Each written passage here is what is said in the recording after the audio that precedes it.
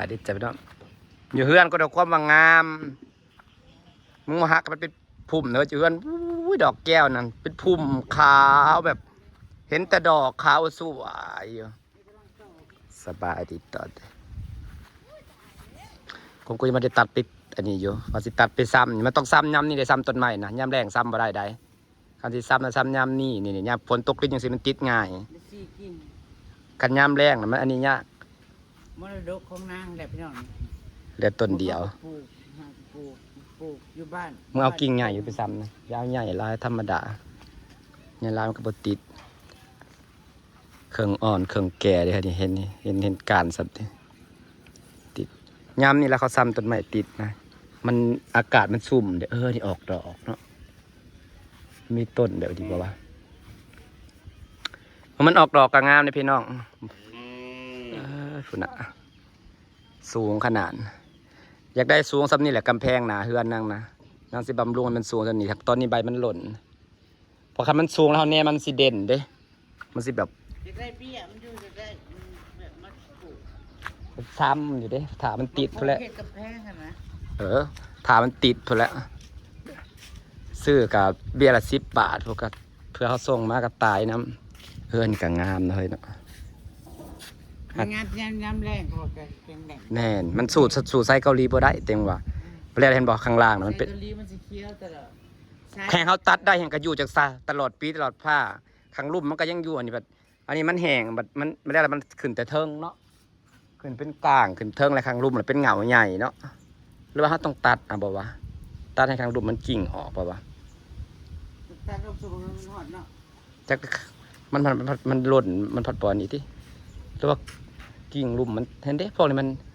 ตัวเป็นผุ่มมันยังอยู่ซะก็ได้อยู่แต่ลุ่มหดเทิงเลยปลูกต่ำเลยปลูกเด็ดต่ำเต็ม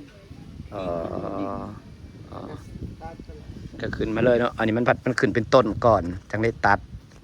เราต้องแต่งแต่แรกมันเป็นกิ่งแต่หลุมขึ้นมาแล้วเนาะมันจังบอกเป็นกลาง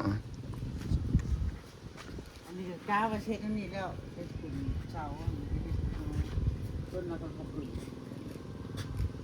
มันใหญ่แล้วมันออกดอกเนาะแม่นมึงเอาไปสะกาเลยอันนี้มันก็ได้มังกาบอันนี้มันกัดซาบกาหงาได้เนาะจำบ่ได้มันตายไม่ได้ปลูกครั้งแรกนั้นมันสีหาเบี้ยพวกใหญ่นี่แหละกล้ายามนี่แหละมันจะติดยามฝนเขาว่าซ้ำต้นไม้ต้องซ้ำยามฝนพี่น้องแล้วมันแทงยอดขึ้นมาแล้วจงไว้แมนนี่เอาซ้ำนี่เลยที่มันเป็นชั้นนะก็มันแทงยอดขึ้นมาแมนนี่ซ้ำนี่แล้วซ้ำเนาะเอาซ้ำนี่แล้วมันก็งามในต้นอันนี้ไม่เห็นเป็นผุ่มงามดีจังวะต้นอันนี้ก็งามได้ใบมันคล้ายๆใบแซกเกาหลีเนาะหักซาดัดนะฉันนะสำหรับฉันบ่หมักปันใดฉันว่าซาดัดนี่นะ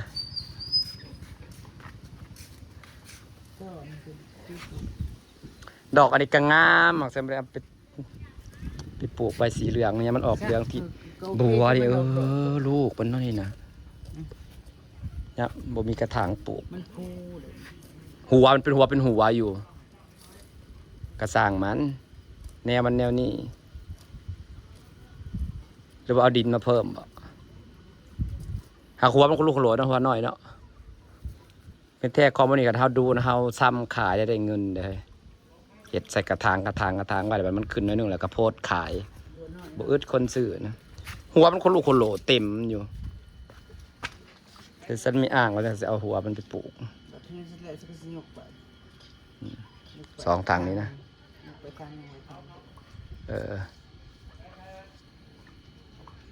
ต้นนี่นะงามพี่น้องมายำได้ก็งามมันตัดได้นั่นแหละครับเขาไปแม่แล้วก็แต่งเอาแล้วก็ตัดบ่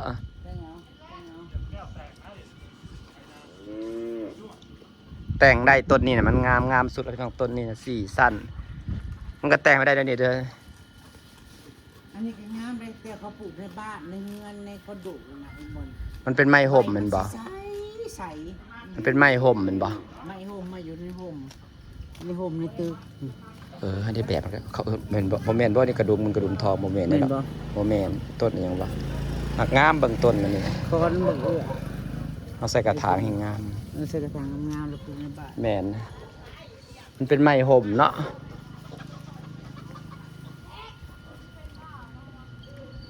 ต้นบัวนางก็งามๆนะพี่น้องยังบ่ได้มาแลกจะสิย่างไปเบิ่งซุ่มอยู่ตูมมึงสักปลาทับทิมน้ำไผเกาะมึงไม่เบอร์เขาอยู่ เดี๋ยวเรามารับมาที่นี่ทำไมเขาเบิดแล้วอ่ะ เอาเบอร์เราไปดิ พอดีปล่อยทำปูปู นั่นแหละอยากได้ปลาทับทิม นั่นแหละจะลงป่าแม่นหูตั้งแต่ที่ได้แต่แรกนะสิบลงป่านินลูก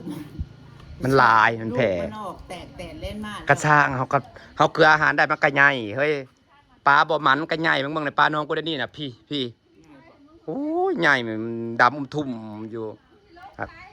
เฮาอาหารมันถึงมันใหญ่อยู่แล้วปลาครับบ่จะเป็นว่าปลามันบ่มันดอกพอดีครับปิ้งทาปลาแดกเฮ้ยมันก็เกลือให้มันได้เกลืออาหารเศร้าแรงโลดให้มันใหญ่ รวมละป่ายังก็มีอาหารนะ อืม ปลานวลจันทร์ปลาเค็ง เอาให้มันแตกสวดๆโลด กุ้งกามกุ้งพลอยปลาซิว เอากุ้งนะยันบ่ย่างกุ้งนะยันปลาเข็งกินเบิด เลือดตะหอยว่าจะไปหาหอยมาอยู่จะไปหอย มันกินนั่นน่ะใดมันกินบัวใด หอยอ่ะ อืมขนาดของกูคลองใส่ไก่กูน่ะบ่ได้ปล่อยมันไต่มาน่ะบัวบ่ได้ขึ้นหอยกิน หอย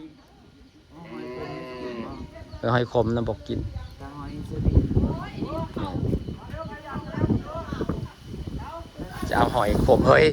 หอยขมรัตนะหน่วยใหญ่ๆสำกับปัดนั่นที่เขานิยมเลี้ยงกันนั่นเขาซื้อแม่พันธุ์มาจาก2-3หน่วยแล้วมันก็ไข่เองเขาขายเป็นแม่พันธุ์ที่ไทยสั่งมาเขาใส่ถุงมาส่งถ้าสั่งคอยเธอมาฉันไม่ได้ขับไปเอาให้ถ่ายไปเอาเธอเดียวปั๊มนะ ปั้มกับเนี่ยบ่ ปั๊มกับวาล์วมันพอเป็นถ่อใหญ่ต้องสั่งวาล์วมันนำ2,500มันมาจะไปเอางานเป็นประเห็ดดอยมันจักหน่อยผลเบิดผลงานนี้มันได้เห็ดกระสังลูกสาวเพิ่น2 สาว เพิ่น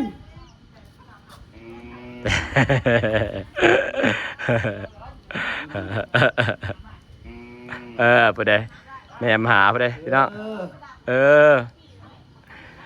นี่กี่เห็ดเจ็ดสอบมันกี่เห็ดนั่นฉันนั่งติดตามแม่ใหญ่แถวเลี้ยงงัวนะเลี้ยงควายตัวใหญ่งามนะให้นอนก็นอนหมุนหมอนให้ร้องเพลงกันร้องนะคนติดตามเราหลาย เลี้ยงวัวได้ดีเลี้ยง ควายควายพาได้เงินเอาสอนได้เด้สอนแต่น้อย มันหูความหนึ่งออกมานะเขาสอนมันนะสำหรับสันบ่ไหวเลี้ยงงัวนะสลาบมันแต่น้อยจนใหญ่แล้วก็อ่อนคอยยอมจบ ย่างมาแล้วบ่ มาละ3,000ไผ่มา3,000 ใช่คือสิมีคนดีก็ค่อยๆ ใช่ เกษตรเขาตู้ แม่น มาปัด มาลกกาบจ้างบ่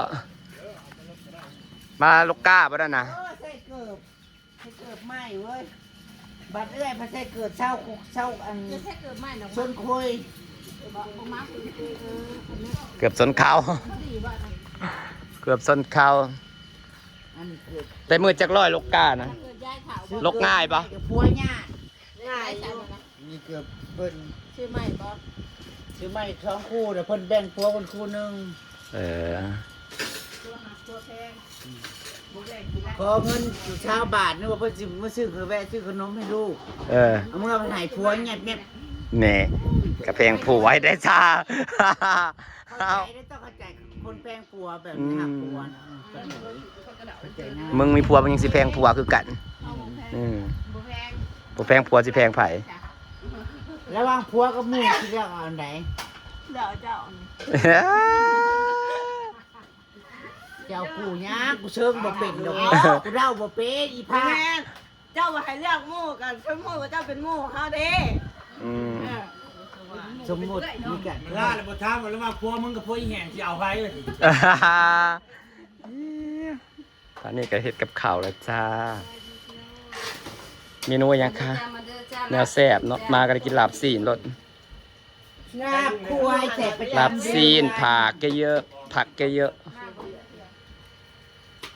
มึงอยู่หันเจ้า ต้มแซ่บแต่แซ่บขนาด ใครสอบเรียกบ้าง ต้มแซ่บ คันบ่คมเราบิ คันปรุงแบบว่าใส่พริกป่นใส่หยังลงไปในแห่งคักอันนี้นะปรุงแบบไทยอันเด้เอาใส่พริกป่นใส่โหระพาใส่หยังนะคัก แล้วก็ถูกบริอาเดอร์บอล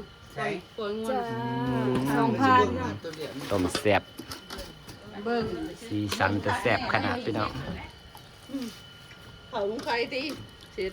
โอ้ยกินแล้วก็บ่ให้ดอกมันน้ำขี้มูเลย บ้านต่อบ้านตาให้ต่อรถ ขักพักกันแหละพักเต็มมาเนี่ยว่าเขาปรุงก็อยู่ไทยนะแซ่บเนาะคันนี้ผักไปให้คือรสชาติก็อยู่ไทยเลยนี่ใส่พริกป่นใส่หยังแล้วก็ใส่โหระพาผัดมันหอมต้มแซ่บ เจ้าเพิ่นเกือบบ่ได้กินห้อยว่ะมึงบ่บอกโอ้ยกินขำมึงบ่ออกมันยากคม ล่มงัวเลยติงัวน้อยแซ่บอยู่ดอก ไปเที่ยวเราไม่ลงงัวจ้า เนาะจะแม่นยาย เนี่ยตะคอนตลอด แรงชวนเตาไปก็เคยสัตว์ไทยไหมเคยชวนเตาไปเยี่ยมเลย เงี้ยอย่าง ไม่ปวก ออกเห็ดปวกมันกำลังออกเขาบอกเอือบไปหาก็ได้ ตายในร้านเจพลาเก็บมูเดียวใน5 โลเจพลาเนี่ย หมูใหญ่ได้ มันออกจากวัดอื่น มันหมูใหญ่ได้เฮ็ดยำนี่เฮ็ดปอกน้ำแกง มันเป็นโต๊ะมันกับพวกนั้นบ่ตาย แซ่บ ปีแล้วนี่กายำนี่แล้วค่อยหาเพชรมานะฝากบรรยากาศไว้สำเนียงเดี๋ยวจะไปนอนจาไปกินข้าวก่อนนะจ๊ะบรรยากาศคนเต็มเถียงม่วนอยู่เด้